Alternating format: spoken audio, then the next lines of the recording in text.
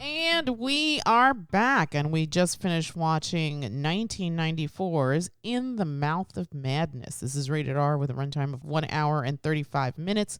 This comes to us from our esteemed director, John Carpenter, with writing credits to Michael De Luca. According to IMDb, an insurance investigator begins discovering that the impact a horror writer's books have on his fans is more than inspirational. We actually caught this on the Hoopla app. Again, go support your local libraries.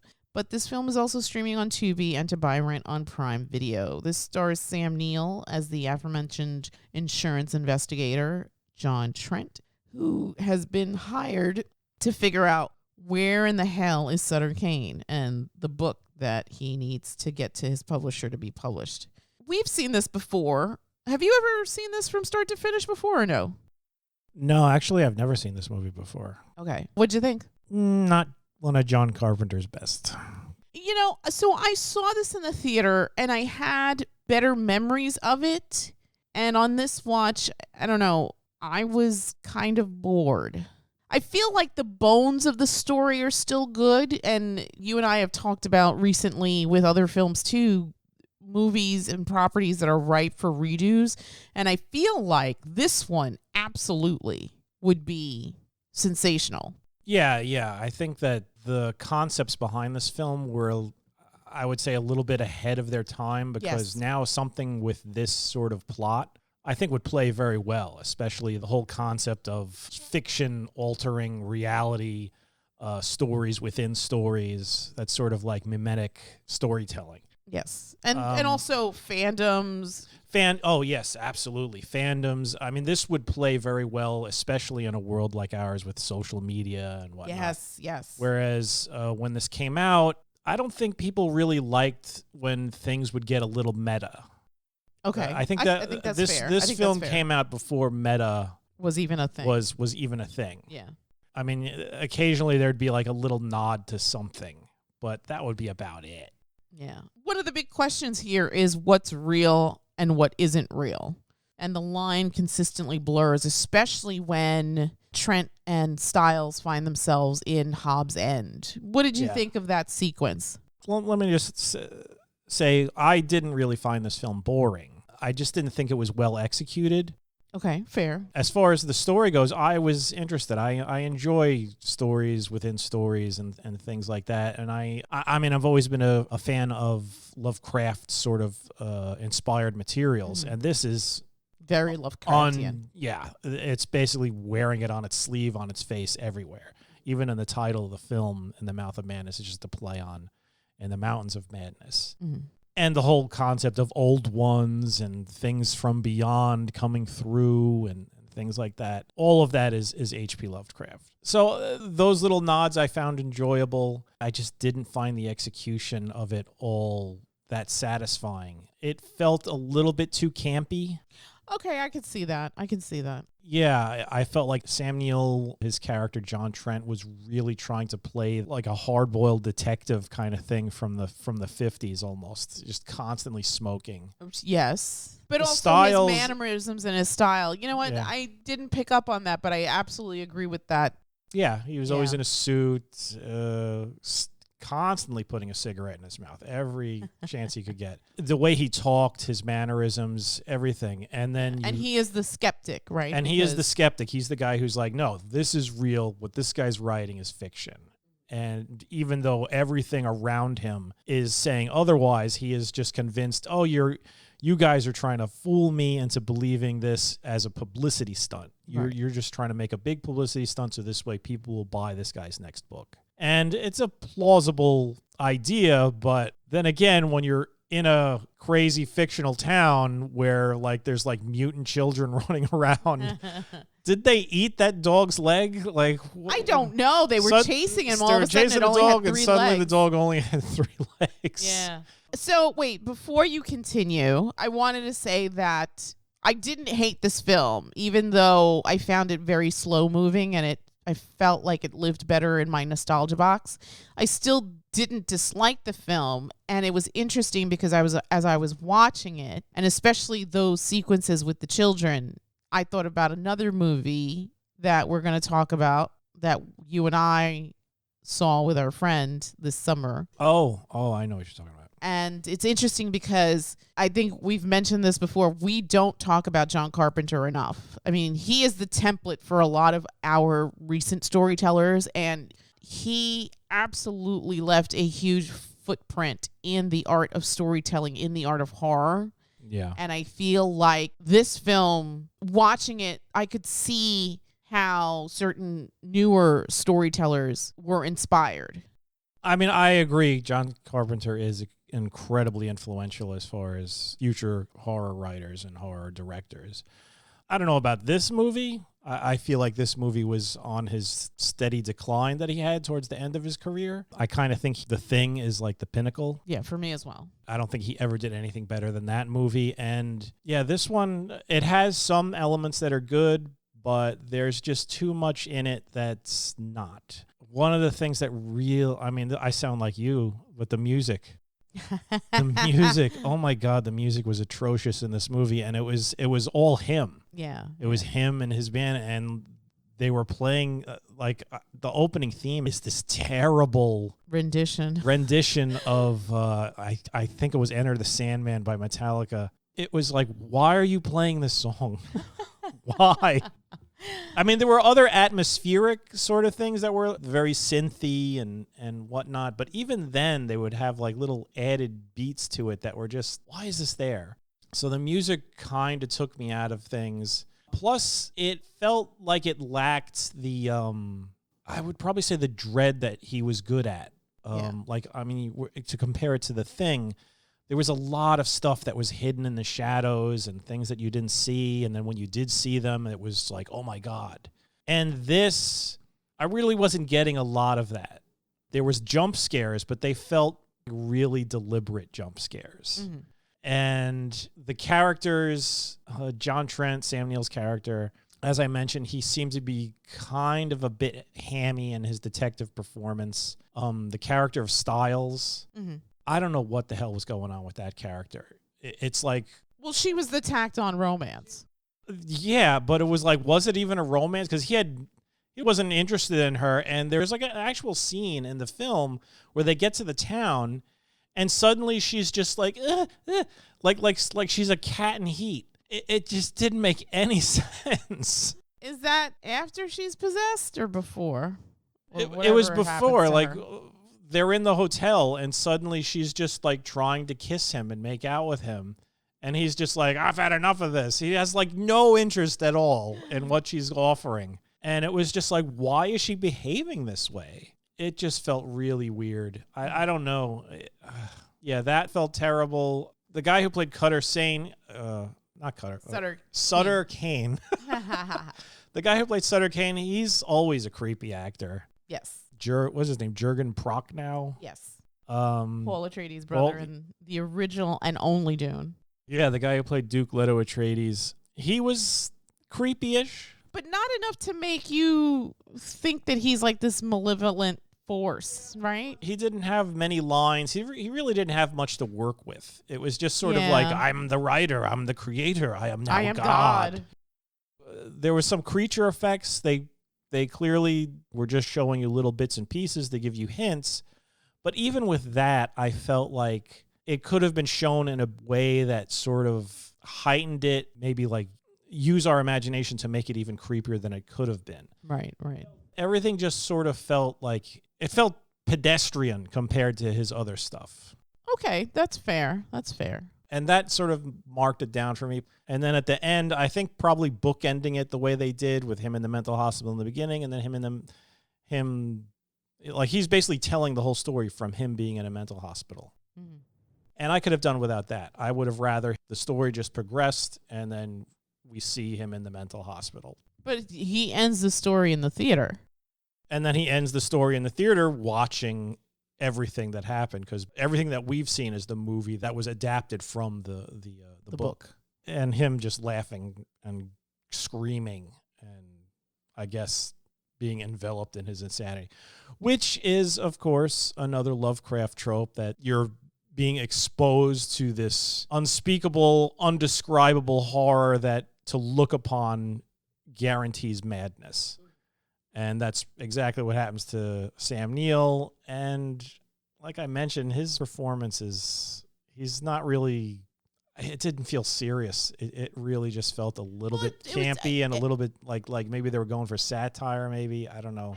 My interpretation, and I could be wrong, is that I think between The Thing and this, you have Prince of Darkness and then this one, and I think that they're kind of like this unofficial trilogy of like apocalypse events. Yeah, I heard that too. It's like his apocalypse trilogy. So I feel like there's the straight horror films that he does, but then there's the horror with comedic elements to them. But so I feel like this particular film is like horror comedy satire, much like in the same line as like They Live, where he's trying to talk about something that he finds disturbing, but he's going to not browbeat you into learning a lesson, but sort of present this story with some added comedy to sort of provide some levity. No, I understand that. Yeah, I guess They Live would probably be a good comparison, but even in They Live, I feel like everybody involved in that, the actors involved in that, were portraying their characters with they were serious. They were like taking taking their role seriously. Yeah. They were taking the situation seriously. There was like a couple of funny bits sprinkled in there. You know, I'm here to chew bubblegum and kick ass, and I've ran out of bubblegum, or the very end when, hey baby, what's wrong? Those are little funny bits that are added to it. Whereas in this, I feel bad ragging on Sam Neill, but I feel like he was just really hamming it up. I don't feel that might have been the point. No, but that's the problem with it. I feel like it would have been better if everybody took their role seriously and played their role seriously and took the situation seriously. Well, I think he's the only one that does that. I mean, the Charlton Heston character, the Styles character. Well, no, I would even with the even the Styles character. That character is a joke. That character is a joke. She is just, I'm horny. It's like, what the hell's going on there? I was going to say it's the 80s, but this is from the 90s. Yeah, it is from the 90s, but if they wanted to go full-blown 80s, whether she would have been topless and naked through half the film. This is just like out of the blue, sudden, like, I'm not joking. She was literally like an animal in heat. And Sutter's character there was nothing really charming or impressive or whatever. He basically just explained what was going on. Yeah, he was exposition guy. Yeah, exactly. The evil guy explaining everything, and then that was it. And Sam Neill, which the whole film rests upon, his character going through this, maybe it's just me, but I could not take him seriously from even the beginning, because he just felt like a guy trying to be, I'm a hard-boiled detective. And you're not. You're an insurance investigator. You're in a weird situation. I don't know. I just didn't buy his performance. All right. I mean, that's fair. He's capable of doing better work. I mean, sure. He was better in Event Horizon, and that's also a horror film. Yeah. And there were parts in that movie where he was hamming it up there towards the end, but I think that's just because by the end of that movie, it just sort of lost his mind. It just, not that he lost his mind, but Event Horizon was good. But by the end, I feel like they kind of lost the plot and just were like, all right, now we're doing Hellraiser in space. So I just get the impression he was just like, all right, fuck it. Now I'm super evil. So, yeah, I feel like the story was good, but the execution was poor. Okay, I mean, I can co-sign on that. So I saw this in the theater, and I have not seen it since the theater. I think I caught it here and there on syndicated. I'm sure this played on Channel 11 at some point, and I might have seen it there. Yeah. But I haven't sat through it from start to finish. I found my mind wandering. I may have napped a little bit there too, because I had to re-watch the ending, and I feel like this movie lived better in nostalgia. However, I think the bones of the film are still impressive. I agree. I agree that there. The execution leaves much to be desired, but I feel like if someone took that story and adapted it for a modern audience, I think there is potential there. I really feel like there's potential there. And I think that we wouldn't have that if it wasn't for Carpenter. Carpenter made the movies he wanted to see, and I think that this is one of them. I think also I read that this wasn't as profitable at the box office initially. I think it just broke even.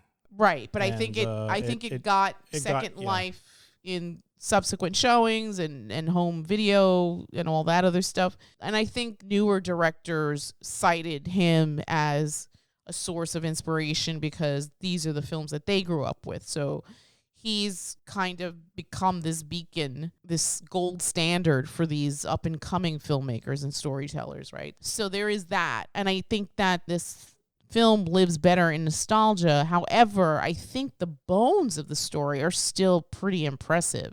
I agree with you. The execution, not so great. But I think that if someone took this and reworked it and added stuff that you see today, I think this could be a contender. You know what I mean? I feel like... Honestly, I feel like if they decided to give this like an HBO miniseries treatment, yes, it would be great. Yes, like you could start absolutely. You could sort of like even start with the character of Sutter Cane and how he comes to realize what's going on and what his writing is capable of, and then him basically being corrupted, and then you get to the insurance investigator part, and then you get to the basically the ends of the world. Right. So I feel like there is a lot of meat there for somebody to develop into something even better. I don't know if that'll ever happen because, like we mentioned, this wasn't that profitable. Right. It would have to fall into the hands of somebody who loved this. Yeah. And wanted to basically make it even better. Yeah. And I don't know if there's anybody out there that would do that.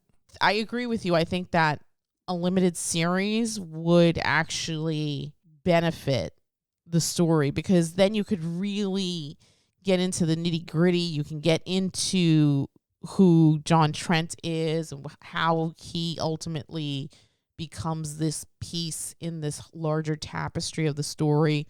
You can delve into the Sutter Cane character because I felt like he was underutilized and wasn't very interesting. He was a walking MacGuffin. Yes, but when you look at him in the story, he's supposed to play an important part, but he's just not utilized that well here. And this isn't a long film, right? So you're running against the clock to try to world build here. You can't really do that in this film. So I feel like, yes, it would probably benefit from a longer treatment. Did you like anything about the film? I mean, nothing really stood out to me. This feels like it falls along that decline of Carpenter's work. He really reached his pinnacle with The Thing, and just the way that film is shot and blocked, and the lighting and the sound, especially the soundtrack, the performances. Mm-hmm. There's no campiness there, and then it has a couple of humorous moments. Yeah, and no tacked on romances, thankfully. Whereas this, it feels a bit more flat. There's no interesting shots. The church scenes seem kind of like a bit hokey. There's nothing really amazing about the sets there. There's some like makeup effects that look a bit creepy, but none of that really was that shocking or appalling. Yeah, it felt pretty average as far as like horror films go. It's all right. But like you mentioned, the bones of the story, that probably is a mark against it too, because in my mind, you have this interesting story that you could play with. But I think to your point, I feel like it just came short of doing service to that story. But I think to your point, this kind of was ahead of its time. It was. I don't think audiences back then cared for this kind of stuff, especially something so heavily self-referential. I mean, it's literally the end of the movie basically says, yeah, you've been watching the book the entire time. I don't think a lot of audiences back then would have just been like, what the hell am I watching? What was that supposed to mean? Right. Or that was stupid. I don't feel like thinking. I just want to see people exploding in tits. Well, it's the 90s now. I think that got scaled back a bit. Well, I also feel like 90s, I think horror is on the decline, right? Yeah, any genre comes in waves. Yes. It's all cyclical. Yeah. If you were going to give this a number between 1 and 10, what would it be? I would probably give it a 4. It's below average. It's not really that good a movie. I'm not going to say it's terrible because I did like the idea of it. I just didn't like anything about it as far as the acting or the pacing or the way it was shot.